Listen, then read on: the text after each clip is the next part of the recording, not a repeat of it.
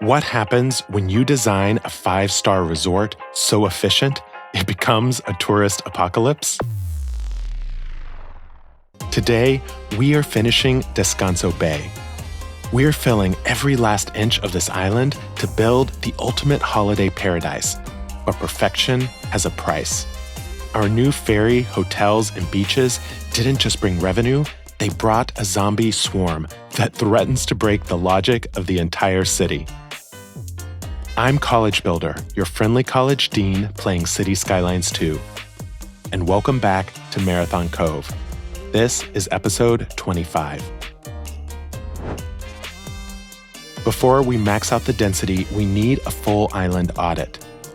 Let's check the data.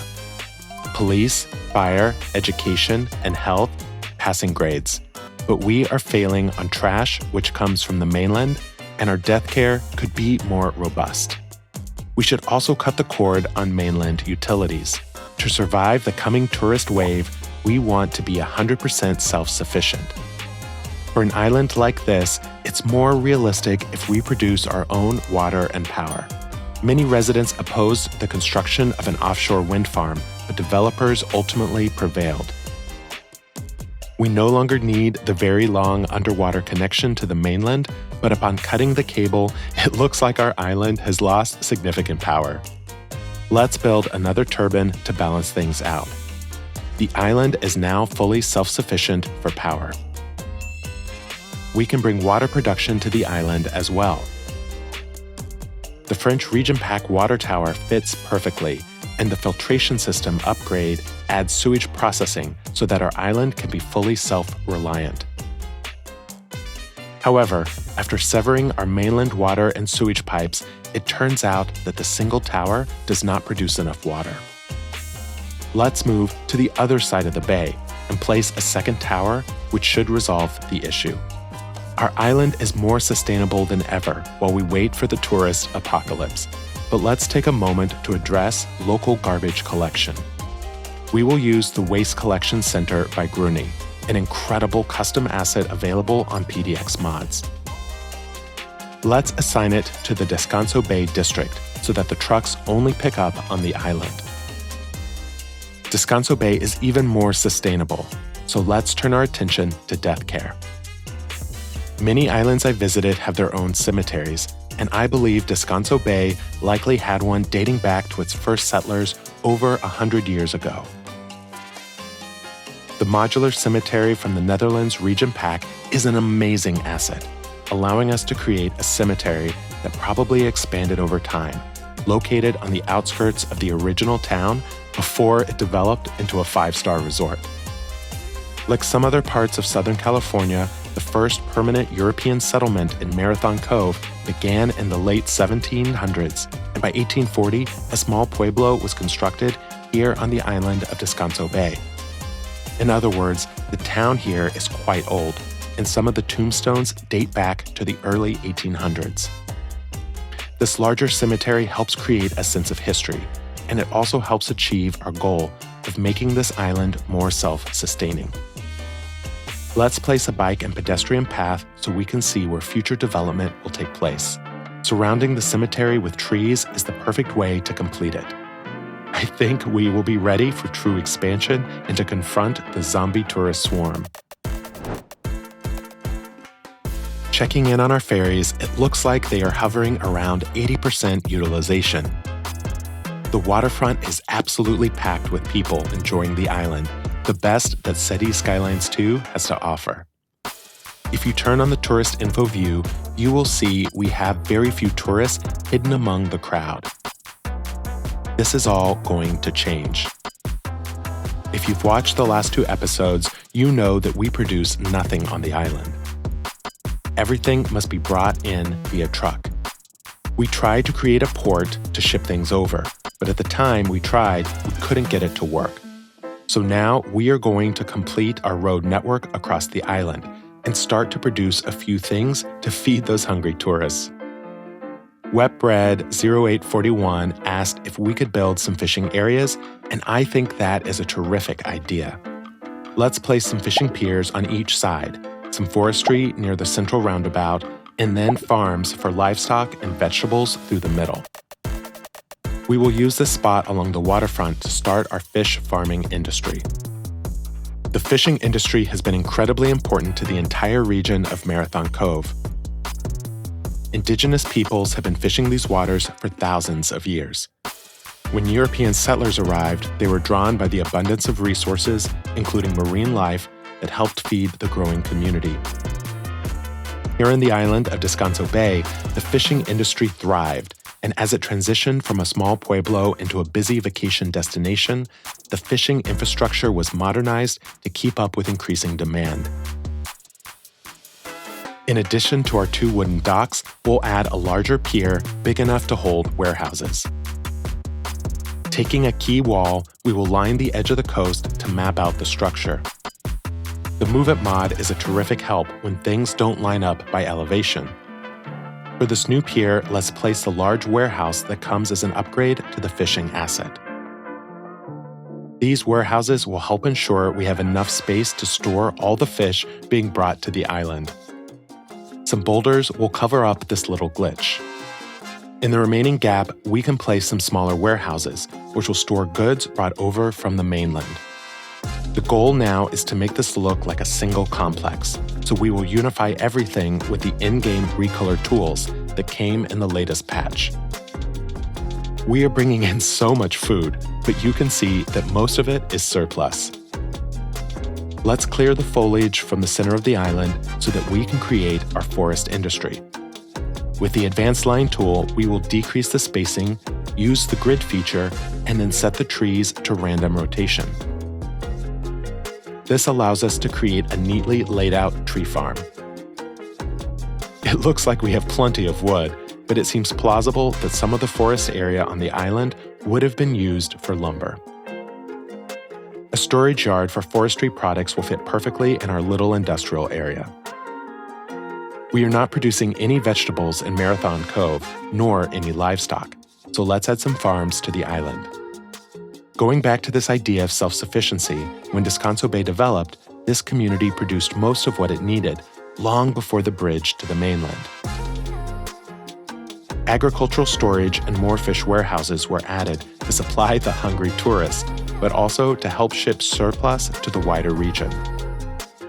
In other words, Descanso Bay is a story of success because of its thriving, self-sustaining community and its profitable exports.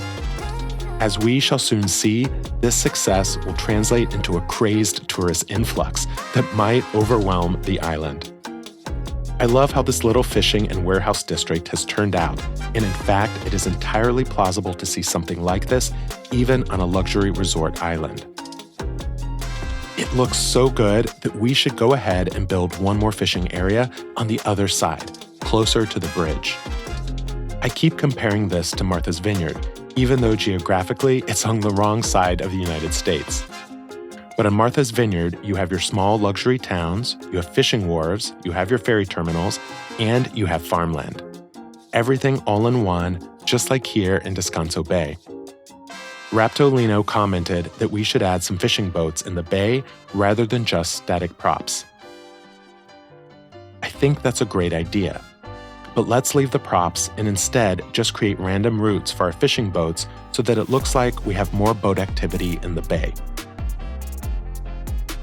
These routes are completely inefficient, but hopefully it adds a bit more life to the waters of our town. Of course, we are still missing the ability to be a true ferry island with no road or bridge connection. We are still in need of trash barges, car ferries, and a really small dock for shipping goods and mail. For that, we will need something like a small wooden industrial port, and we need some smaller industrial ships. But for our purposes, we have given Descanso Bay what it needs to be self-sustaining and to have a diversified economy. It produces food and some raw materials, and we provided city services. Let's not forget a gas station.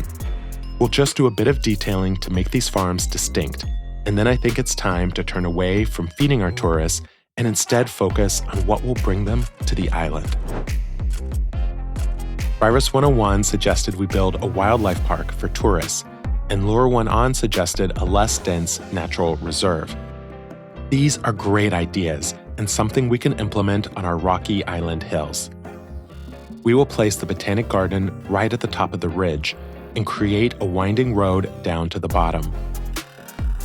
This landmark will provide an incredible tourist attraction with views off the coast and serve as the heart of this hillside preserve. Let's suppose that both tourists and locals will go for a country bike ride out to the gardens to spend the day. We have not developed much bike infrastructure yet, but the island is the perfect place for us to start. Just like Martha's Vineyard, you can ride your bike around the entire island. The tourist info view shows that the gardens are a major attraction, and all the small turquoise dots indicate that tourists are already discovering their way here. Let's designate this area as its own district, which we will call the Descanso Nature Preserve, a home to plants and wildlife. George O. Spolidis, 8921, said, "We should add some smaller hidden beaches where only the locals go." This little waterfront at the bottom of the bluffs is just the right spot, and it will be part of the protected area in the island reserve. Last November, I took a trip to the Caribbean islands of Martinique and St. Lucia and had the chance to enjoy some very hard-to-find local beaches. I totally get the attraction. It makes sense that Descanso Bay would have spots like this, separate from the larger commercial and tourist-friendly beach we built in town near the hotels. Michael Damos 5607 says, "We should use some invisible paths on the beach to make it look alive, so we will do that here and back at the main beach." While this hidden beach remains a secret spot for locals or those in the know, let's develop a larger, more visible beach between the island road and the waterfront. This beach will also be part of the nature reserve, but it will attract more tourists.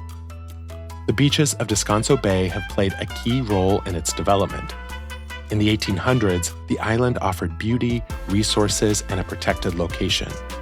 By the late 1940s, the booming economy of Marathon Cove and Southern California encouraged many to build more vacation homes and grow the tourism industry. Access to the beaches has been a major attraction, but we are about to find out whether the small island can handle all the tourists.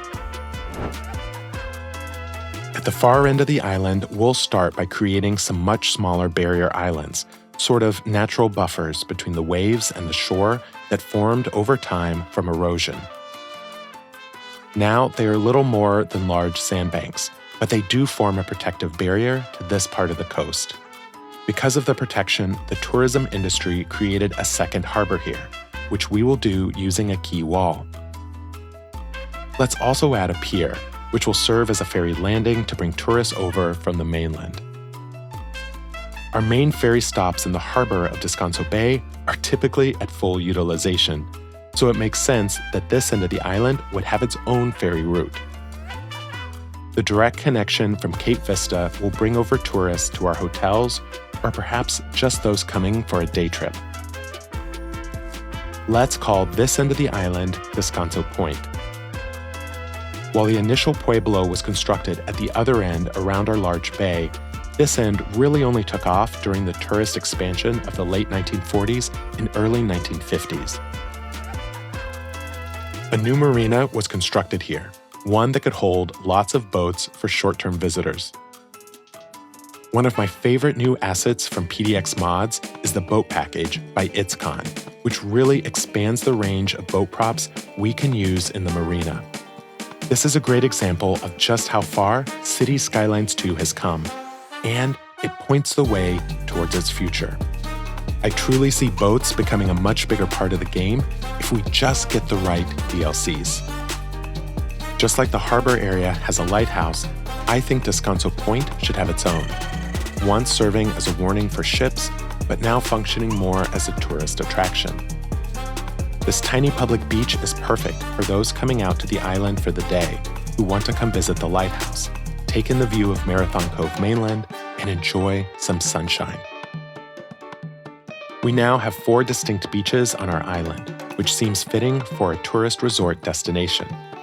In theory, this will help spread out all the visitors. With the beaches, we need to add some actual resort hotels, including this Eastern European signature building hotel, which increases attractiveness both in the area and citywide. This modernist building contrasts sharply with the waterfront commercial structures that feature Mediterranean influences. It often feels like many vacation spots have one or two buildings that seem out of place, perhaps remnants of a time when new construction leaned more towards modernism. Alongside these resorts, we will add our fifth island beach. Given its location next to the ferry and the hotels, this will turn out to be one of the most popular spots for tourists. The info view shows each tourist represented by a small turquoise pedestrian or vehicle, and the numbers just continue to increase. Parking is filling up rapidly, so adding a bit more makes sense to cater to those who drive over. However, we still have plenty of ferry demand. You can see that our newest ferry route is already near 30% capacity. We are witnessing the beginning of our tourist apocalypse. We are struggling to keep up with parking demand, and you can see from the tourism info view how quickly our tourist swarm is starting to take over the streets and Leisure Pier. Several of you commented that this side of the island should be less dense, and that is exactly what we are going to do. We have plenty of tourist condos and low-density vacation homes, but now we need the true luxury estates that would have been built in the 1970s, 80s, and 90s when this was becoming a true destination and no longer a hidden secret. We'll even place a few mega mansions built by some California tech moguls. Returning to our bike infrastructure, I feel like this part of the island would have an off-road bike path, something that would keep the recreational bicyclists off the busier streets. While much of the island's real estate is visible to the public, these mansions feel like they need a bit more privacy. Sometimes you just need to get away from everything and everyone. All of these waterfront luxury homes would have their own private dock, just a simple place to keep their boat or boats. With the influx of tourists taking over the piers, the folks in these houses would not want to navigate through the crowds, and many of them would probably take their own boat to and from the mainland. One of the things I love about this build is that it showcases the diverse range of people visiting the island, everything from day trippers to those with second homes. We'll fill in the rest of this middle portion with more farms, keeping with the rural theme in this area. We definitely want to feed all of these residents and tourists. The land will certainly be high value, but even in places like Martha's Vineyard, wealthy conservationists have bought up land and essentially pay to keep it empty. This protects the island from overdevelopment as well as their privacy. Down at the end of the island by Descanso Point, I think we need to add a few blocks of medium-density apartments. Although we have been building a more low-density area, I think a small patch of apartments is fitting, given the marina, restaurants, beaches, and ferry stop. This is a highly desirable district, and it will offer magnificent views of the mainland. Let's assume that many of these are short-term rentals or timeshares, places that people come and stay for a week or a weekend, and they are not their permanent home. They cater to people on vacation and help meet the tourist demand. The real question is, can we handle the volume of tourists, or what I have been calling the tourist swarm? It doesn't take much to find them, particularly here at the point. A quick check of our Leisure Pier shows over 50 people just standing around, many of them fishing, and many of them here on vacation. What is it about the Leisure Pier that attracts them? Let's place another public beach on the other side of Descanso Point. With so many tourists, we want to make sure that the destination offers many amenities. Coming back to the comment from Michael Damos, let's place an invisible path through the beach in the hopes that we will see people walking along the sand. We will build another invisible path on the beach in front of our resort hotels. A check of our new ferry line shows new residents and tourists are arriving by the boatload. Since this beach is adjacent to the hotels, let's add some more beach props, including rows of lounge chairs like you might find at a resort. You can see the swarm of pedestrians exiting the ferry pier and heading off to enjoy Descanso Point. For this remaining spot, let's create an extension of our nature preserve. Perhaps this is what made the wind farm so controversial in the first place. Let's also add some foam decals along our beaches. We will make them stronger in a few places, particularly on the larger public beaches. Perhaps the waves don't hit quite as hard in the designated nature preserve, but we should still see a few.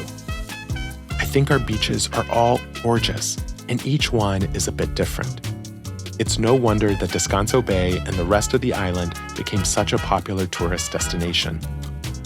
Lure One On also suggested in his comment that we add a church, and we have left this one open spot next to the cemetery for just that purpose. Titan's Gothic Revival Church on PDX Mods is absolutely stunning and serves as a dramatic landmark visible from many directions. We will also place a small statue garden outside the church, using the statue props that come with St. Paul's Cathedral, created by McWelshman. We have filled in 100% of the island, but we must now deal with the tourists. The tourist info view highlights the main attractions, and city statistics show that tourism has been increasing. I love using the info view with just the tourists on, so I can clearly see where they are going. When we look at our piers and ferry areas, it is truly a tourist apocalypse. Our 3 ferry routes show that all of them are being heavily utilized. Jay Stokes suggested that we build a tram to move people around, but I think for our island, a bus system might be a better means of public transportation. In the heart of Descanso Bay, we can place our first stop right by the ferry pier. We need a second one by the Botanic Gardens, and then a third one near the ferry pier and hotels in Descanso Point. This first route will be a loop that circles the island from one pier to the other, stopping at the gardens in both directions. The goal is to help tourists get from one side to the other. For our second route, let's place stops at the main sites around the harbor. Stops will include the church, the beaches, and of course, the historic lighthouse. Descanso Bay is the densest part of the island and offers the most attractions, so a loop here will serve a lot of people. There are already over 260 people waiting for the bus at Descanso Point, and the buses have not yet arrived. Other than trains and ferries, we have not really added public transportation to the Marathon Cove region, so these routes are long overdue. It will probably take a few in-game days for the buses to sort themselves out. I love seeing that they are being used, with so many tourists taking our cross-island route to go to the Botanic Gardens. The Descanso Bay Loop is seeing just as many people waiting. None of this reduces the tourist swarm, but it does help spread them out a bit, instead of having everyone grouped along our piers. I can't quite tell why they like certain piers more than others, but they sure do love to stand around on them. At least the buses are helping them get around the island. This 3-part series on Descanso Bay has been one of my favorite parts of Marathon Cove thus far. I truly appreciated all your suggestions and was excited to incorporate many of them. If anything inspired you, please give the video a like or comment, and be sure to turn on notifications when you subscribe. As always, thanks for watching. Class dismissed.